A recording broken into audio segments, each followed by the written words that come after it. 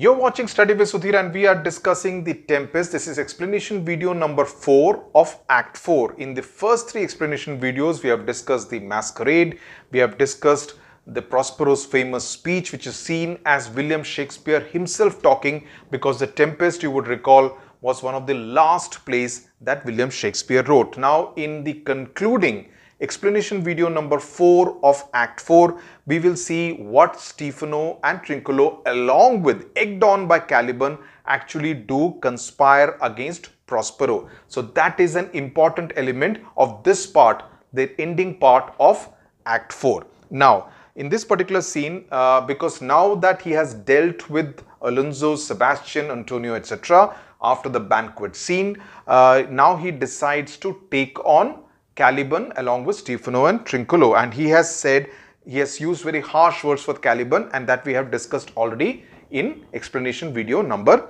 3. Now, Caliban, Stephano and Trinculo enter all wet because they have been put inside this filthy mantled pool, a stinking pool which is behind the behind the cave of Prospero. Caliban says, "Pray you tread softly that the blind mole may not hear a footfall. We now are near his cell." Right? So he says we are near now his room. Right? So you need to be very careful that no one can really hear us approach. Right? Monster, your fairy, which you say is a harmless fairy, has done little better than played the jack with us.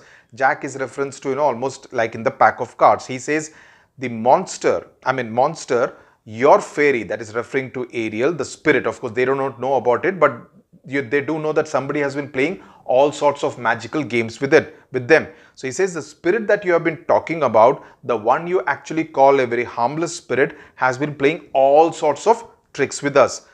Trinculo says, "Monster, I do smell all horse piss, like the piss of a horse, at which my nose is in great indignation." That is, my nose is extremely repulsive to the kind of smell it is actually getting, and it is really upsetting my nose. Stephano says, "Mine as well."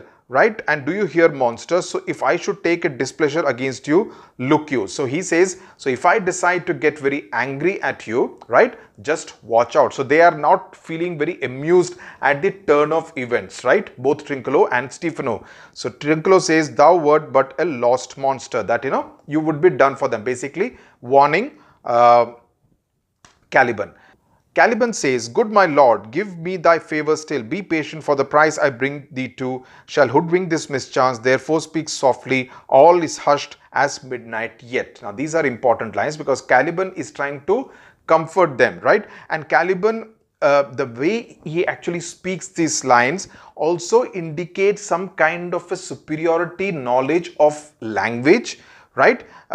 Because Stephano and Trinculo, all three of them were in the mud, right? So in that sense, it is also seen as indicative of the kind of lack of morality that they are getting themselves into, especially Stephano and Trinculo, at the prodding of Caliban, that they were willing to come and kill someone only because Caliban is telling them to, right? And he's tempting Stephano in particular with the ownership, with the kingship of this remote island. So the sinking into the filthy mantled pool in a larger sense is also indicative of the going down of both Stephano and Trinculo. And Caliban here, he says, "Good my lord, give me thy favour still. Be patient, for the price I bring thee to." So he's saying that I still need you to like me, because both of them are almost warning and threatening him with dire consequences for the mess, for the physical mess that he has landed them in. So he says, "Be patient, because the price that I'm actually leading you to will forget how smelly, how bad smelly you are actually seeming right now. So be quiet, because it is as silent as a graveyard. Midnight as in complete hushed up silence out here." Trinculo says, "But to lose our bottles in the pool." So Trinculo is on another trip. Now he could be doing this to deliberately incite Stephano against Caliban. That could be one motive. The other motive, he himself is quite upset at the turn of events. So he says, "I can't get over the fact that we lost, and how we lost our wine bottles in that filthy mantled pool. Stefano says, yes, monster. Stefano obviously comes across as someone who gets easily provoked by anyone. Earlier, he was provoked by Caliban against Trinculo, which is why he kind of warned Trinculo, assaulted Trinculo, and now he is getting prodded by Trinculo against Caliban. So it does not show him to be a very balanced and a very stable kind of a personality. So he says, yes, monster, it's worse than the disgrace of getting drenched and smelly, right? We lost more than our honor when we lost our wine. So the wine that he was holding on to ever since the shipwreck happened 3 hours ago, he is kind of feeling bad about it. And Trinculo says that upsets me more than getting wet, and you call the fairy creature harmless, monster. So you're saying that you call that Ariel, the spirit, as a harmless spirit, and see what it has landed us in. Stefano says, I will go fetch my bottle, though I will be overseers for my labor. So he says, I will go and get my bottle, even if it is the last thing that I get to do. Caliban says, now Caliban is getting a little irritated by this nonsensical and the lack of prioritization by both Stefano and Trinculo, because according to him, killing Prospero should be priority, and here they are fussing over the smell, the bad smell, and fussing over the fact that they had lost their wine bottles in the pool. So Caliban says, please, my king, be quiet. Seest you here? This is the mouth of the cell. Look here, this is the entrance to Prospero's room. So be silent and go inside and commit and finish the deed. So do the deed that will make this island yours forever, right? And will make me, that is Caliban, your worshipful footlicker. That is, I am willing to be your servant for a lifetime. So do that good mischief. Now, mischief is a very interesting word used by Shakespeare here. He also is kind of trying to indicate that it is not something which is the desirable thing to do, that is to kill someone, but he's saying go ahead and do it, because that will make you the king of this island. You will make this island thine own forever, and I will be your footlicker forever. And Stefano says, give me thy hand, I do begin to have bloody thoughts. So he says, yes, you give me your hand, because I am now beginning to feel in a mood which makes me kind of wanting to kill someone. O King Stefano, O peer, O worthy Stefano, look what a wardrobe here is for thee. Now King Stefano, is a reference to an old ballad. That is what Trinculo is referring to out here. So he says, look at the fabulous wardrobe, the clothes which have been laid down as a bait, as a stale by Prospero, by Ariel at the telling of Prospero, in order to trap these fellows. They are actually falling into the trap. Just shows that Prospero is very aware of what he needs to do in order to trap these three people. So he says, oh, there is a wardrobe. Let it alone, thou fool, it is but trash. So Caliban again getting irritated that they are getting kind of carried away by seeing by the sight of those clothes. Oh, Trinculo, you know what belongs to a frippery. Now, frippery is a showy or unnecessary ornament in architecture, dress, or language. So basically, what belongs to a frippery means that, you know, how to behave. We know how to behave in a second-hand clothes shop, frippery, right?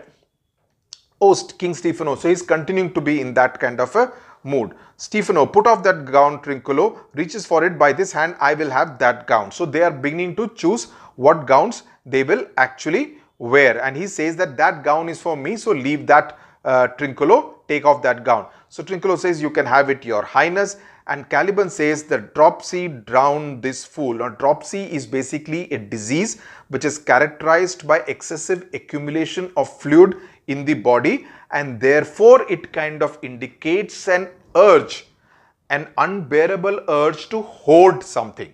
So basically, excessive accumulation of fluid in the body, basically hoarding of that fluid in the body. Similarly, that particular word dropsy is used to indicate an urge to hoard, that is, collect something and hoard it even if you don't really need it, right? So the dropsy drowned this fool, right? So he says, why are you going crazy over these kind of clothes, referring to them as luggage? He says, let it alone and do the murder first. First he referred to it as mischief, this time is more direct, and he says, let's do the murder first. If he awakes from toe to crown, he'll fill our skins with pinches, make us strange stuff. So he's aware of what Prospero can do when he is awake. He can actually make the spirits pinch all three of them, and that will make them absolutely miserable, make us,